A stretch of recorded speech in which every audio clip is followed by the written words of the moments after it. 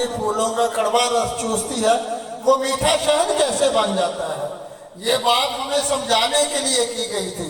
मेरे आका अलैहिस्सलाम ने पूछा कि कड़वा रस चूसती है, वो मीठे शहद में किस तरह तब्दील हो जाता है। तो शहद की मक्खी ने अर्ज किया कि या रसूलल्लाह सल्लल्लाहु अलैहि वसल्लम, रब ने हमें सिखा दिया है जब छत्ते से फूलों की तरफ जाती हैं, फिर फूलों का रस चूस कर जब अपने घर की तरफ वापस आती हैं, अपने छत्ते पर आती हैं, तो आते जाते हजूर की जात पर दरूदो सलाम पढ़ती जाती हैं।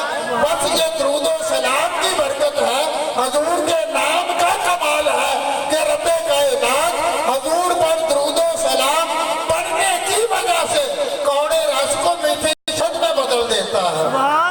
अगर शहद की मक्खी दरूदो सलाम पढ़े तो कड़वा रस मीठा बन जाए, तो अगर खुदा की कसम हजूर का गुलाम उसी मोहब्बत, उसी अकीदत के साथ, उसी शौक के साथ हजूर की जात पर दरूदो सलाम पढ़ेगा, तो उसके सारे बिगड़े काम, सारे कड़वे काम मीठे हो जाएंगे।